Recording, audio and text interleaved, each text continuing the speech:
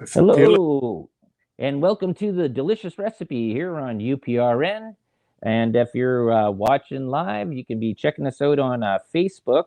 There's my Del Lessie Facebook page, also on the Joe Montaldo page, and the UPRN page. And if you're watching on YouTube, you can check us out on UFO Paranormal Radio. UFO Paranormal Radio is done twice, and also on UFO Gods and Extraterrestrials. We're also on Twitch, iHeartRadio, SoundCloud, Spreaker.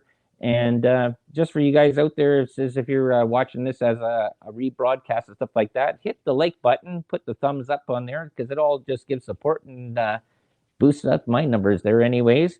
So we have here today, I called this one here, since we did the last one, we called it Flin Flan or Flin Flon Flan, part one, I guess. We'll call this one A Taste of Paris. And if you're looking at the background, you see in there, you see all these great desserts and foods that come from Paris. And I'm bringing back again here my former boss there, Big Jim Paris. How you doing there, Jim? I'm doing excellent, and glad to be talking to you tonight, Del. Yes. So we had gone through on the first episode. We talked about some mining stuff. We talked about some music stuff. Right. We talked about just interesting things, and we didn't even get into some of the parts there that I do on my show here is because I've been following this idea of weird occurrences in the bush. And I've been asking this question many times throughout the years, and I've been asking a lot of scholars and stuff like that, and other authors and that go and deal with this. Do you have any stories of some sort of weird creatures you might have encountered, or people that you knew from prospecting that said that there was something out there that wasn't a bear or a moose?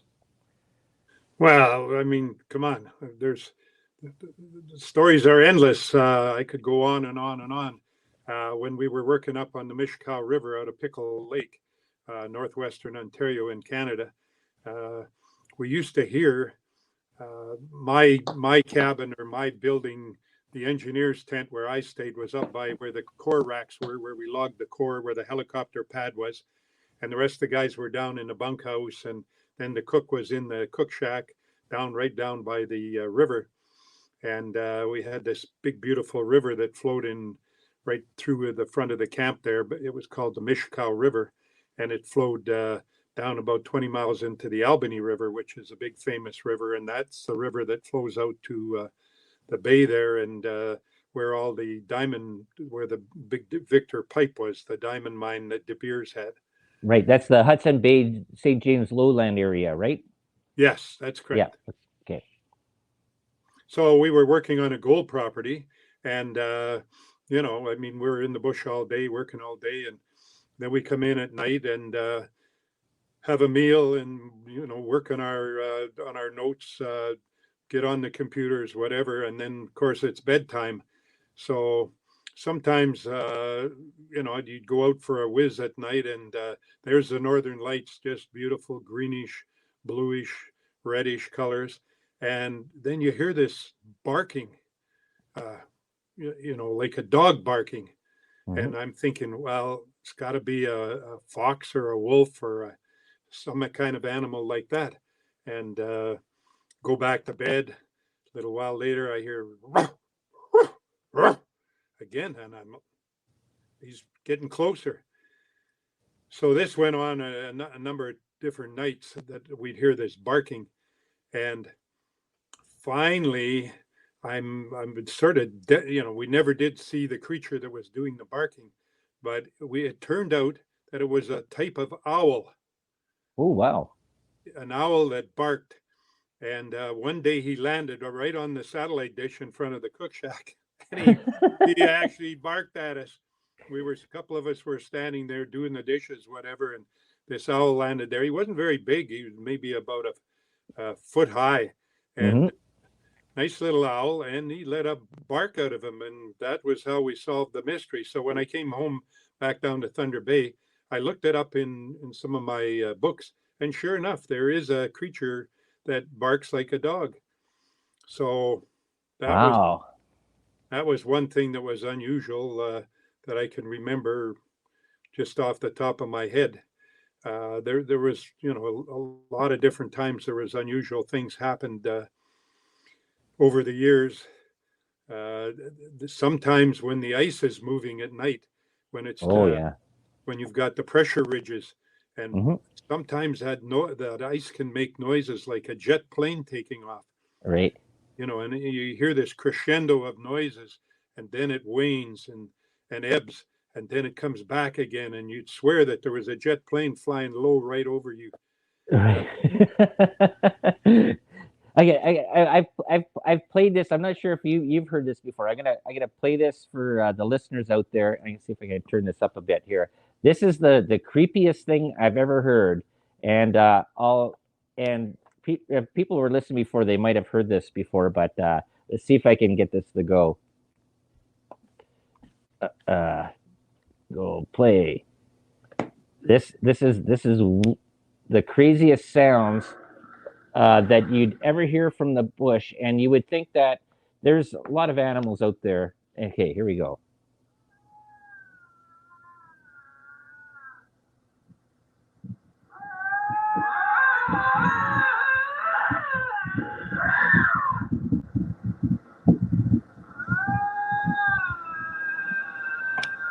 I'll turn it around so people out there listening can see what these are. Who runs into this? yeah, lynx. They're lynx. Yeah, that is the weirdest. That is, and if you were never in the bush ever before, and you were sleeping in your tent, and or just coming back, and you heard that, you would think that there was some sort of banshee out there. Yeah. Oh, but definitely. Yeah. They're Right? the noise that they make. You remember being up at Flin Flon with me, Yeah. and out at the cabin there, we used to have lynx.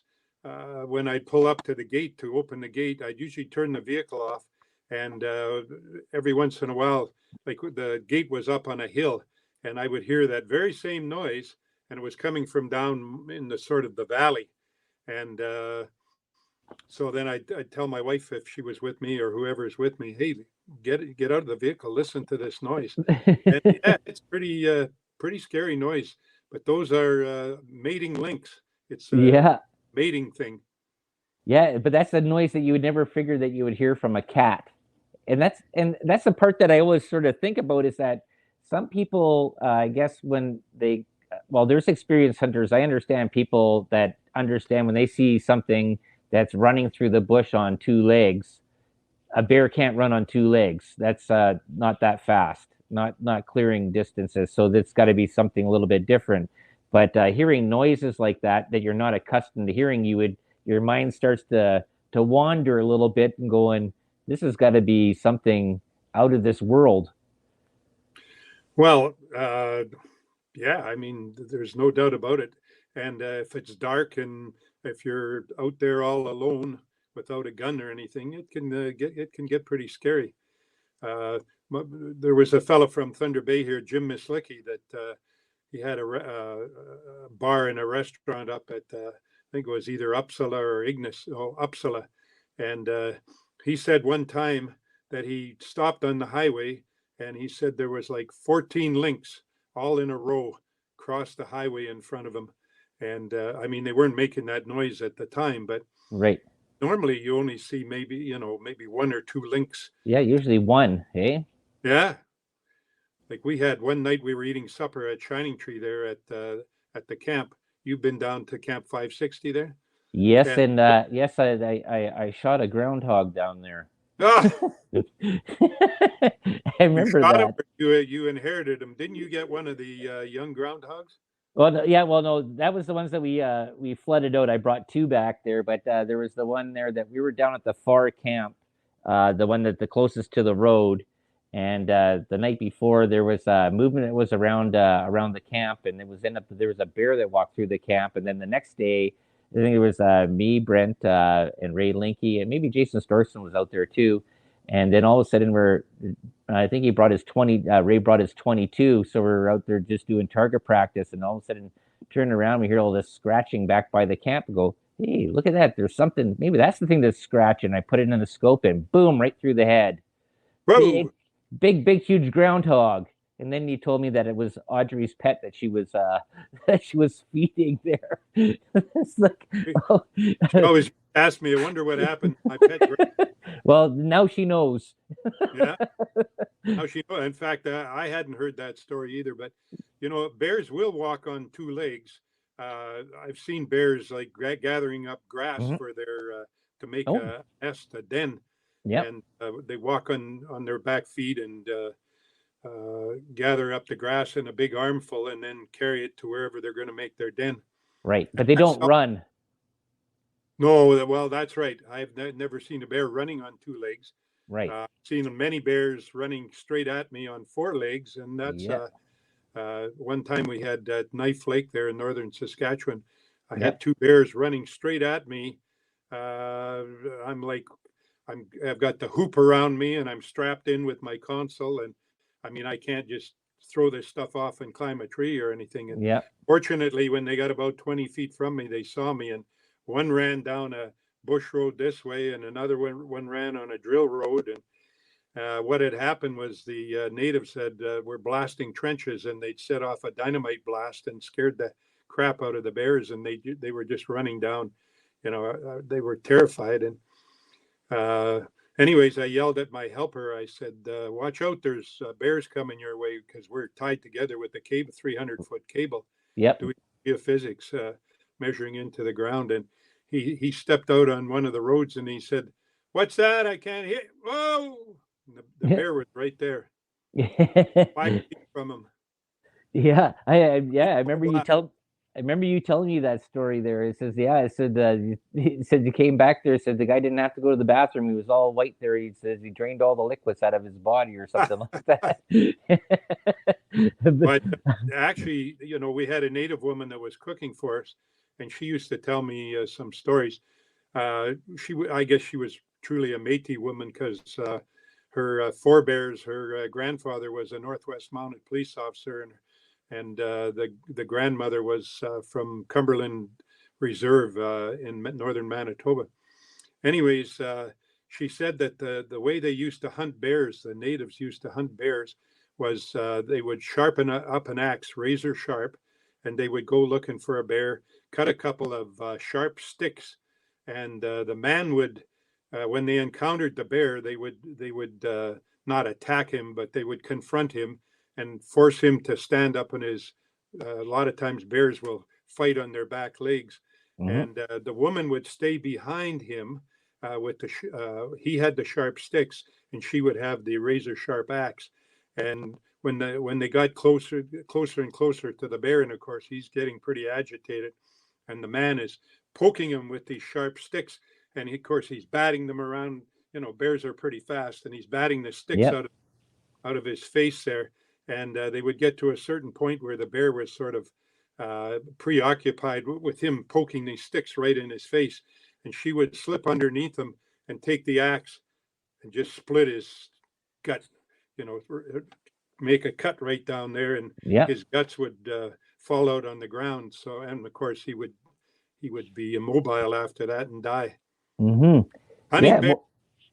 Well, that's the thing though, is like you have to do what you had to do, right?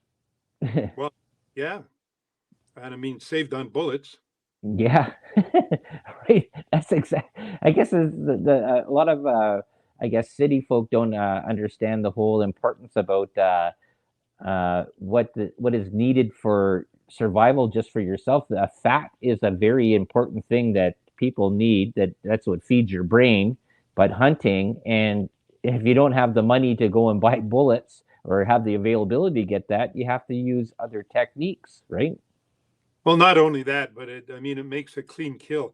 If you shoot a bear, and you may have to shoot him multiple times to kill him, then maybe you're going to spoil the meat. Any wild animal that you shoot several times, and especially if they run, and you're going to get contamination in the meat, and so this makes a clean kill. And I mean, there's no big secret that a lot of people eat bear meat. Oh yeah, I think one of the best things that I was at Shining Tree Camp, and we went to I think it's the only little bar that was there, and the restaurant that was in town there. That was by Clint Gunter's place there in Gunterville, just Bear before it. Camp, Three Bears Camp. Yeah, Three Bears Camp, and went in there, and I think it was me, Brent, and maybe Ray was there this time there too. I'm not sure. And we were playing pool, and the guy had done up this bear roast, and he said, "Hey, do you guys want a piece and stuff like that?" And went like that, and it was like I think it was a blueberry bear. I think it had eaten blueberries or whatever, and it was like the most delicious roast that I had tasted ever. I was figuring that everybody always says bear meat tastes like a garbage pile. I guess that's the ones that are around cities, but ones that are out in the bush that are eating natural foods and vegetation and whatever stuff there, like it was like I was so surprised out of it. It was an amazing experience. Yeah, well, and again, it depends on how hungry you are, how the bear was killed, how they cooked the meat. There, so many different factors. Sometimes bear meat tastes like prospectors. And smells like prospectors that have been in the Yeah, bush for a week. we always used to say there's only one rule if you see a bear, and that's whoever there's two of you. Just make sure it's somebody that you can outrun. Exactly. That's so true. Well, there's so many crazy stories. I remember the one part there we were doing. I think we were cutting baselines in Shining Tree, and I think I might have mentioned this a little bit there. And the guy that owned I think the general store and the post office there, and he had some sort of run-ins, I guess, with the RCMP and stuff like that with some sort of weapons there. And Yeah, I think we were shooting your 357 Magnum, hitting some targets, and this guy just comes barreling in his truck and just whoa, just stops and just pulls out this automatic machine gun, just starts blaring into the bush. It's just you meet so many interesting people out there that live out in these little small communities, and that was so. I just remember that I was just laughing my butt off about that. I know exactly who you're talking with. Maybe we won't bother mentioning his name, No, but no, no, no. he had a ton of guns, and he was actually a really nice, interesting guy. But Yep. I don't know, there was something about him. He finally some trucker pulled in for gas and said something to him that upset him, and he pulled a little 32 out of his pocket and he put it in the guy's face and said, "I want you off my property right now," Hmm. thinking that it was his right. And so the guy jumped in his truck, one a big logging truck, and left. And of course, not so much later, there was a SWAT team there and took him away. And I never saw him again. There's so many interesting stories that like we talked about before there. Well, like you've met so many interesting people, and so I want to mention to our listeners out there's a couple books there that you can check out that Jim has written, and plus also you wrote for the Underground Press there as well, right? Yeah, I've had a fairly nice long career. A lot of my stories I've written up already. And Mark Jackson and Mark was the editor of the Underground Press up in Snow Lake, where the wonderful Lawler mine is in production right now. It's astounding how rich it is in gold because most of the deposits around there have a little gold in them.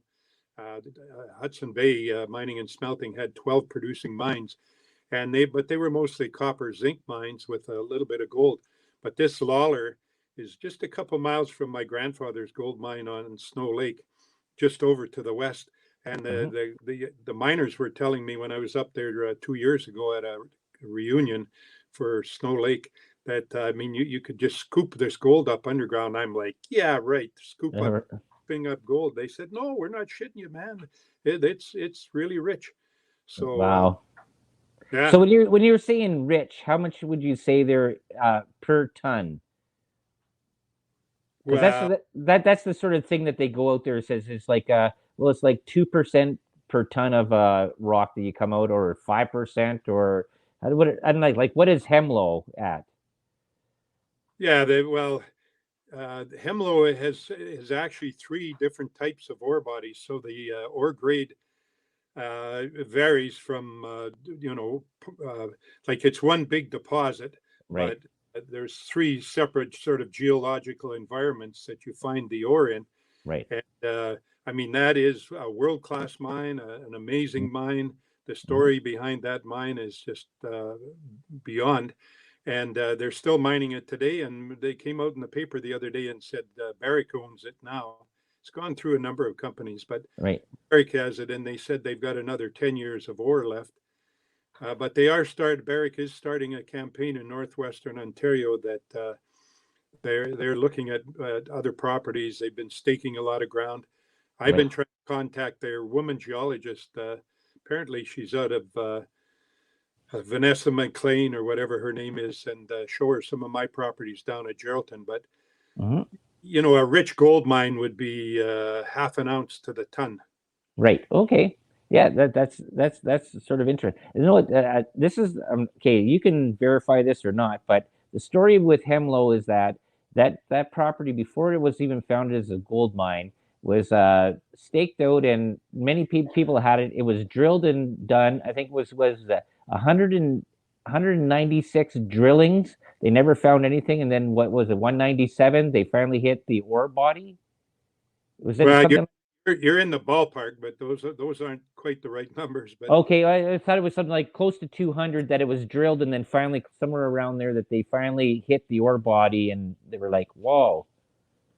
well, Texas Gulf at Timmins, the Kid Creek mine, they had drilled 68 holes, and they finally, and there was a reason for that, that they had to, even though the Kid Creek mine was a very viable target, they had land, the Texas Gulf Sulfur from the States had land problems, and there was a number of things, but they hit it on the 69th hole. Now at Okay, Hemlo serves me, it was the 76th hole, but okay, some holes drilled before on the Lake Superior shear zone, and then the property changed hands a few times, and mhm, then they had the company come, like Murray Pesum was involved with Corona, and they had drilled a bunch of holes already, and there was they got to a point where I'm trying to remember the story now, but anyways, I think it was the 76th hole where they finally hit ore at Hemlo. And then what Murray did, according to folklore, was he moved the drill over to a place where they knew they weren't going to get any gold at all. And they right, drilled 2 holes there, came out with the results. The stock went down. Murray bought it, a big chunk of it back up. And then they moved the drill back to where they were, where they had gotten that previous ore intersection. Well, right. Murray passed away now, so we can't put him on a lie detector machine if So would that's you? true. So like I was involved in a couple of staking rushes, and there were some crazy ones. The one was in the Jacobies, which is in the Geraldton area there. That's where I nipped off the end of my thumb. But there's some crazy stuff that was going on. We talked about the part about Carl Forbes. They were trying to get Ben Johnson to go and run a claim for him there in one part. Right. But how would you figure that from then back, you growing up through the mining process, staking claims to now? How has that massively changed? Well, in so many ways. I mean, in the old days when we had the staking rushes, we were pretty well invincible. Almost nobody could touch the crews that Carl and I had. And when we banded together, I would say we pretty well won every rush we went into.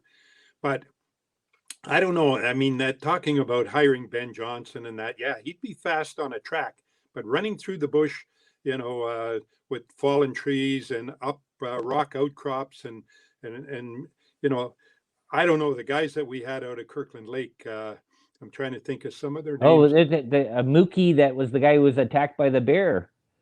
Remember? Well, Mookie was one of the crew. I don't think he was ever a runner because we had specific guys. You put me on the spot. I wish I could mention the guy's name offhand. I think his name was Lacasse, but anyways, we had specific people to do specific jobs. I mean, it was a team effort. Hmm. So you had runners that were going running ahead down the line, and you had people come behind blazing. So they were Yep. just sort of like grunts. Yep. And these guys that were runners, they had to sign the posts. Yep. The posts could be pre-cut, but they couldn't be erected. Yep. And they had to run a quarter mile from number 1 to number 2 to number 3 to number 4 and back to number 1. Yep. And we used to have a retired OPP that was the witness, because Mhm. sometimes people would fib about when they got back or the time on their posts. But this, Or when they started too, right? That's when they Yeah. had the M&R. They're hiding in the bush, checking out people, and then certain companies would have guys start off 5 minutes beforehand to get the other crews to Yeah. go ahead too. There was a lot of really underhanded, mischievous stuff that was going on there with mining claims. well, we weren't doing it, but the thing is, there were some people doing it. But we could compensate with faster helicopters.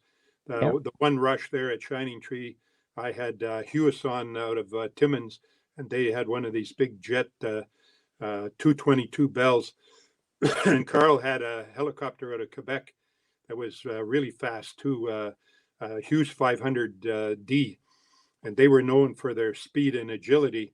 But I mean, he couldn't. He was on a different property than I was. So when my Right. guy finished running the claim, signed the forms, and I jumped in the helicopter, it was just like being on the fastest elevator you've ever been on. Just Right. whoosh, up in the air, whoosh, head Gone. towards Kirkland Lake. We Yeah. were passing other helicopters, the guys that had cheated and were trying to get a jump on us. We Yeah. passed them in the air, and I got there and recorded my claims. And then Carl came in out at the restaurant there on the west side of Kirkland Lake. I'm trying to remember the name of Louis' restaurant, whatever. And he landed there, whereas I think it was Inco landed at the liquor store, which was only a block from the recording office. And Carl had a taxi waiting for him. Right. And he And then tore you have down car Main races. Yeah, he tore down the main street, telling the cab driver, faster, faster. And the other guys, he just got to the intersection, and the other guys were pulling up in a truck. And Yeah. he ran across the red lights and got to the door first, through the door to the recording office open. George Colasar was the recorder at that recording office. Yeah. And he ran up the steps, and the guy was running behind him, and he was trying to trip him so Carl would fall down, he could get ahead of him. But Right. Carl was pretty tricky, and even though the guy swatted his leg a few times trying to make the 1 foot trip over the back of the leg, Yeah. and he got to the desk and he slammed his recordings down and said, "I'm first." So the other guy, they were beat. Right. But that's how crazy it was back then. Now you were telling me there now is that just people just have to go on the internet and just pay for the claim. Yeah, it's all done electronically now. Yeah. And claims that numerous people want. Like, say there's a property with a gold showing on it, and there's 3 or 4 different people know about it and they want it, and the claim runs, the expiry date comes along, and then the claim is open. Right. Well, the claim is supposed to be available for staking at 10 o'clock in the morning. Right. It's all 10 o'clock in the morning. In the old days, it used to be 7 o'clock, sometimes 8 o'clock in the morning. Yep. Now it's this MLAS system that they have. It's supposed to come open at 10 o'clock in the morning. But guess what? They can't get it to open at 10 o'clock in the morning. So I was talking to one of the miner recorders, and he said sometimes they try to make it come open at 5 seconds to 10, hoping that it'll come open at 10. And sometimes if they just open it at 10, it doesn't come open till 7 or 8. Or so there's people out there that are actually using 20 computers. So one computer is 1 second after, another computer 2 seconds after. So they cover that. I mean, it is going to come open within, say, 20 seconds. Right. So that computer is the one that they've got to type in their name and address and the number that they call them cells now instead of claims. Right. But for some reason, Quebec and British Columbia can get this correct, and they can open right at 10. But Ontario hasn't been able to solve the problem. And they've spent tens of millions of dollars Right. working on this. Pardon me, but so far, and there is two guys that figured it out pretty good, and they're sort of computer rats or computer Yeah. what do you call people that are expert on that, nerds? I don't know. Turds? See, No, nerds. nerds. You go Nerds. Okay. turds, nerds, basement mums, or whatever, or children that never leave the basement. But the thing is, so how would you feel about that? Do you think that sort of lessened the part about the importance of us? Like the part about staking a claim was going out there and doing the work. And then there was a whole part about doing, like, I think it was like 74 days of work that you do there. And then you could hold over your claim for like 2 or 3 years. And there was a whole part about that was doing that. But if somebody could just be a computer nerd down there and have a couple bucks in their pocket and go, okay, I'm just going to use my computer and now I own this property and sell it off. He didn't have to leave his house. Yeah. Well, the Ontario government has ruined a whole generation of us prospectors and Right. and miners, people that depended on claim staking for their living. You Yeah. know, we would do our research. We'd go in the government offices and go through the files and do our research. Maybe even go out in the bush. We'd talk to other prospectors. Hey, I know about this gold showing. And one thing that was important, there was a number of mines found by people that were cutting claim lines in the bush. They were actually Mhm. in the bush cutting a claim line, and they either sat down to have lunch or they were climbing up a rock and pulling out some moss off to get up the rock. And there, lo and behold, was the quartz vein with some gold in it. Right. So Yeah.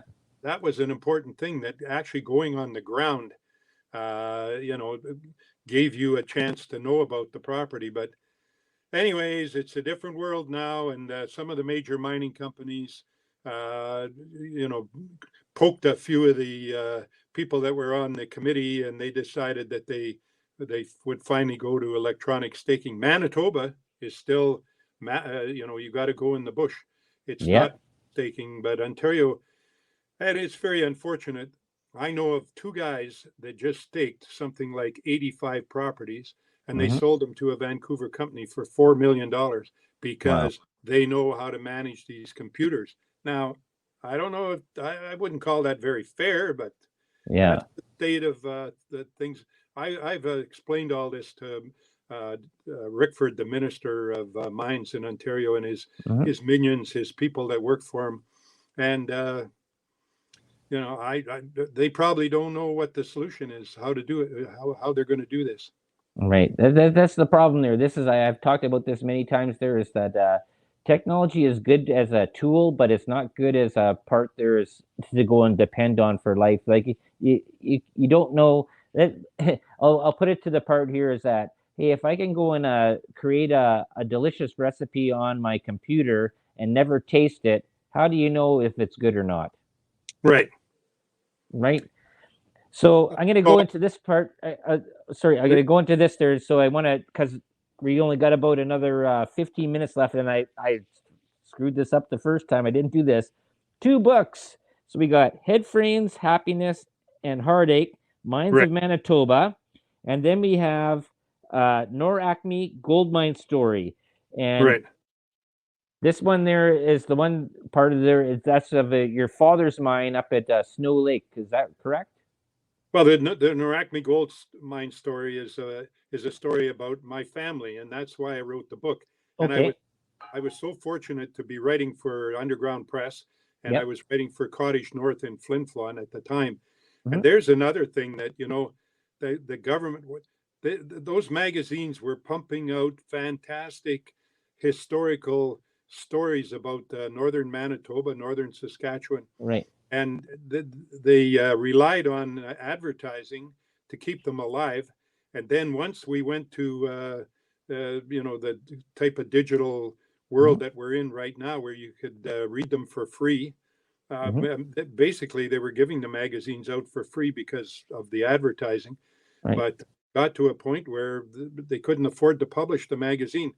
And I always felt that the Manitoba government should have helped and kicked in some sort of you know, recording the history of the province, because believe me, for the years, those magazines pumped out stories by different authors, myself included, Mark Jackson included.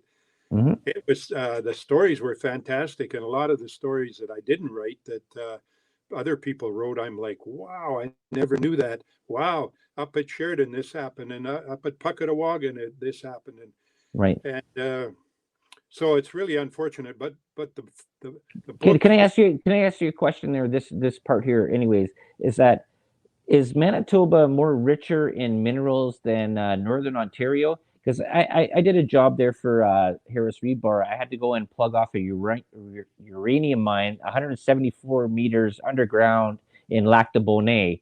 And I was like, uranium in Lac de Bonnet, and then we have gold up in Flin Flon. We have all these other stuff there. And like your book here goes through like uh, stuff about minerals there. You figure Manitoba is prairie land, farmland. yeah, well, my back in the 50s, my dad wanted Manitoba to separate. He wanted to call the province Precambria because the southern part is where the main population is, and that's the farming land. And then Yeah, about half of Manitoba and about a good chunk of Saskatchewan and a little bit of Alberta is all Precambrian geology, where the minerals are.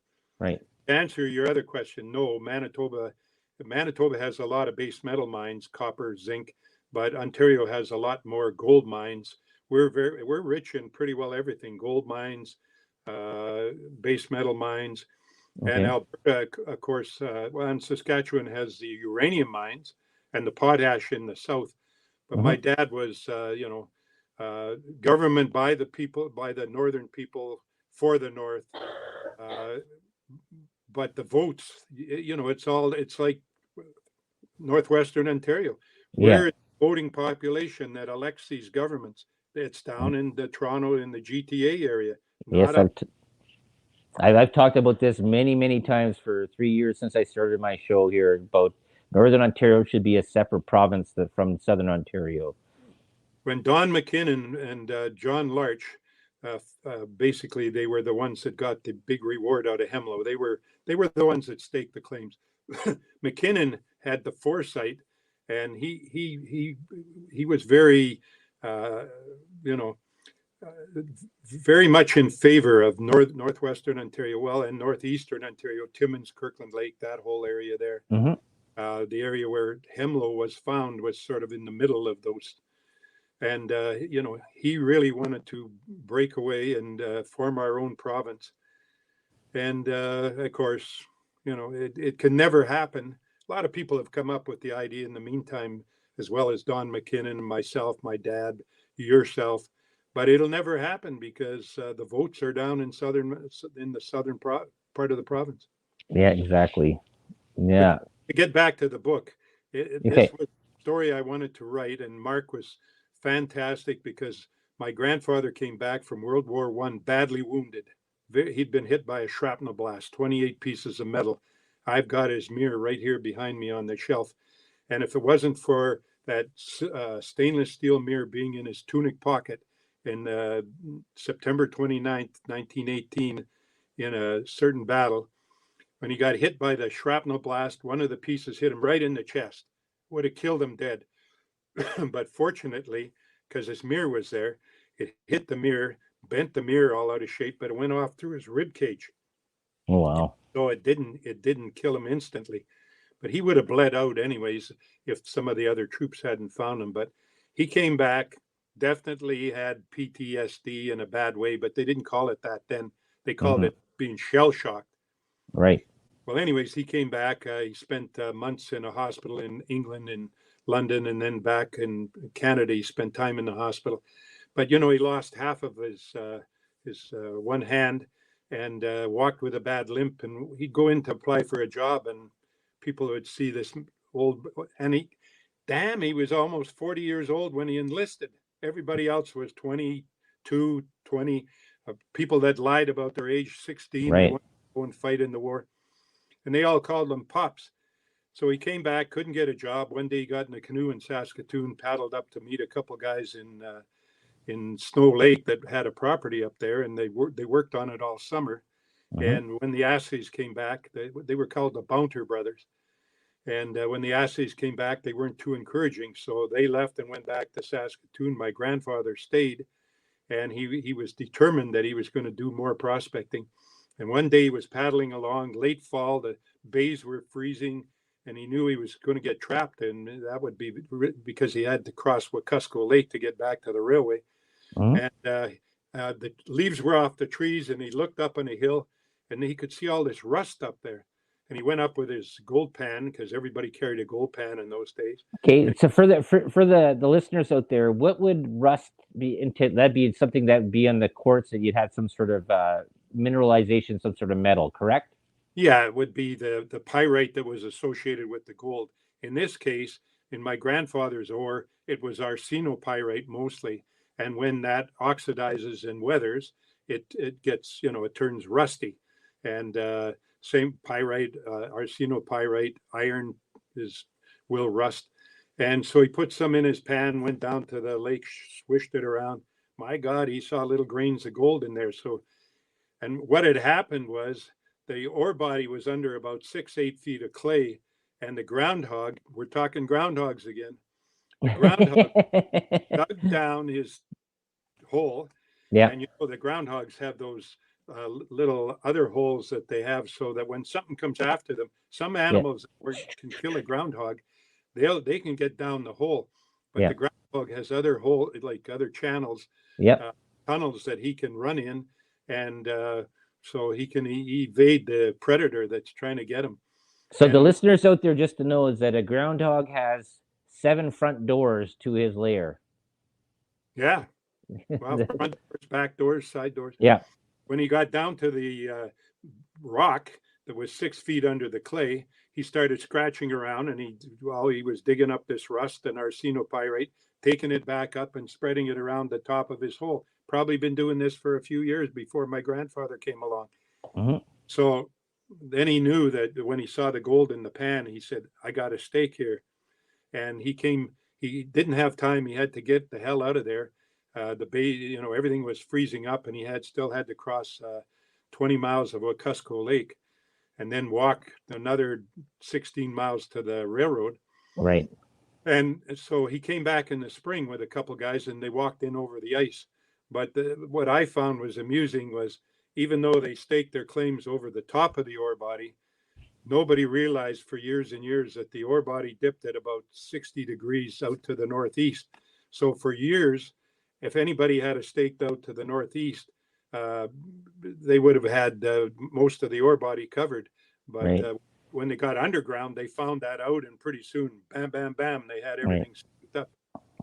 And just for people listening out there, is that the way a lot of things with geology goes there, where ore bodies are, they go. The term is like almost like lenses, right? They can be like they can go straight up and down. They can go off at an angle. They can skew. They follow whatever. Yep. Whatever things are. So there's a term that was used, was called lenses. I know I was watching this thing there too, that they kept on mentioning about jade properties up in northern BC and stuff like that. But you get an area where the body of ore is there, and you could explain this a lot better than me, is through, I guess, is vulcanization, right, where stuff comes up through the mantle and it spews out there. Same thing with diamonds, I guess, say with kimberlites. Well, that's the thing that's so intriguing and fascinating about geology, is that these deposits can be found in many, many different types of settings. The rocks were originally, the surface, the earth is a piece off the sun.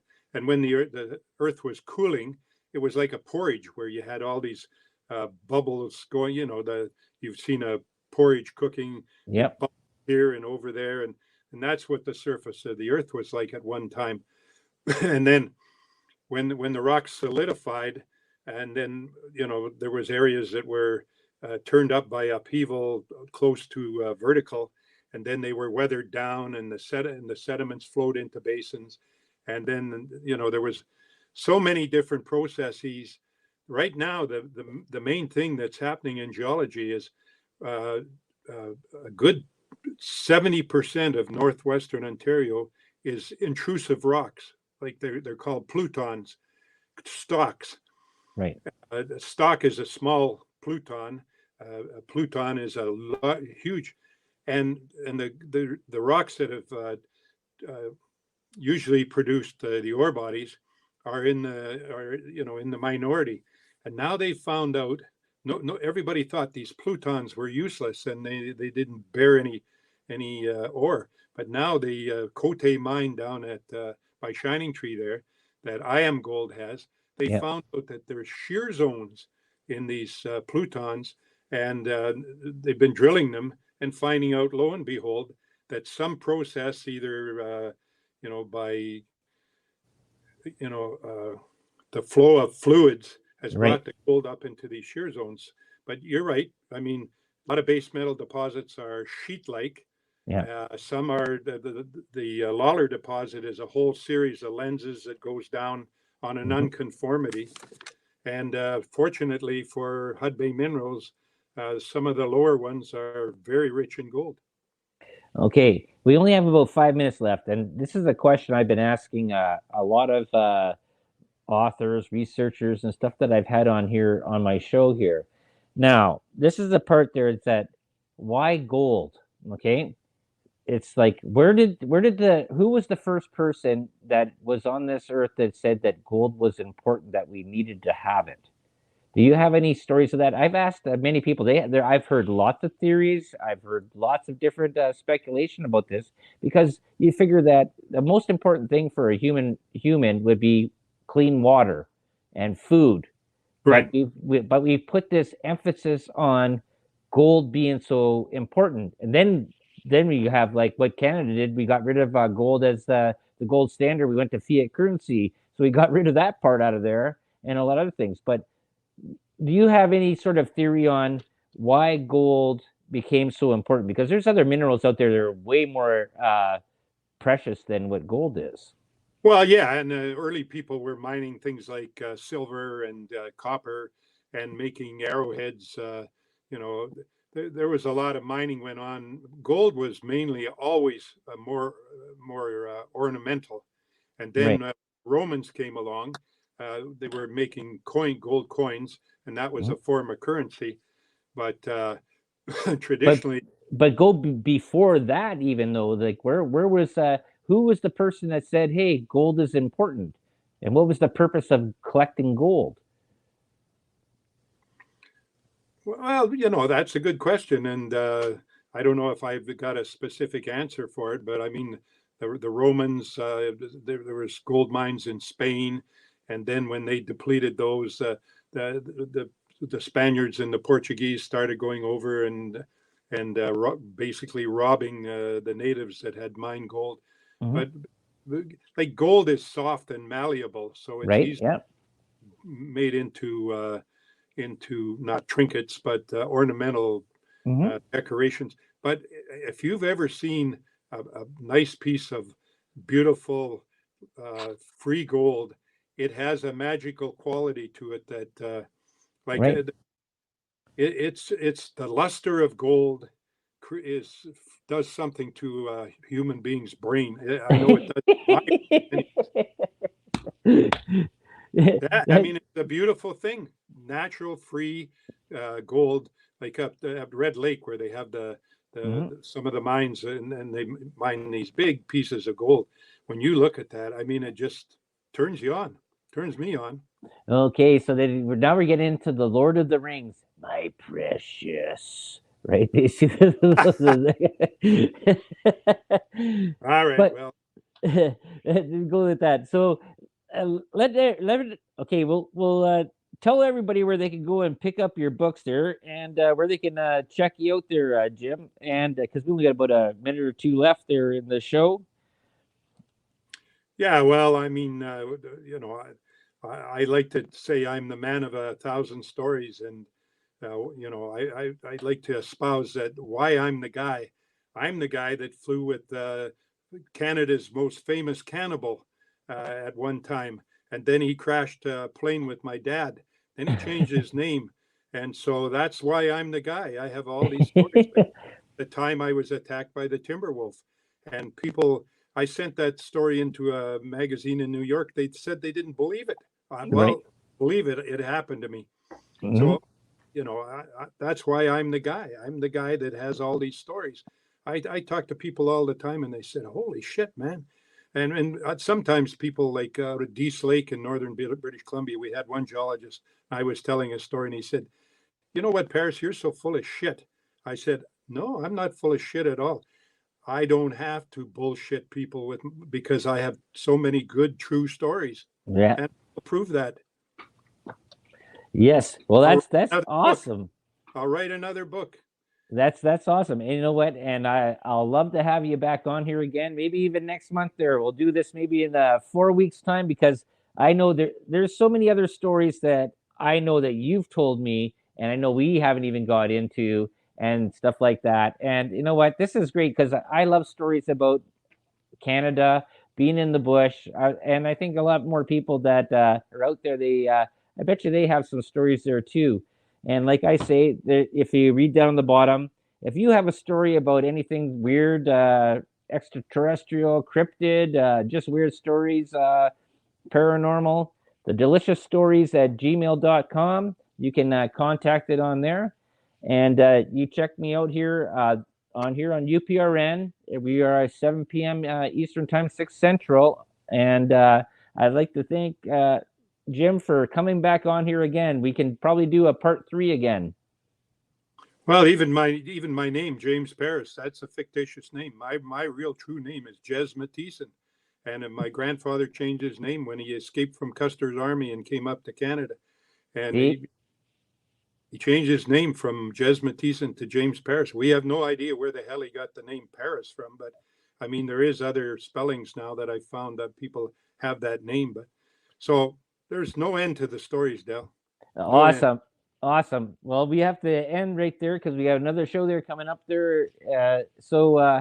No, I want to thank you again for being on, and we'll talk again after this ends. And thank you, Errol, for tuning in there to the delicious recipe. Enjoy Easter. Will do. Have some nice Easter bread. Some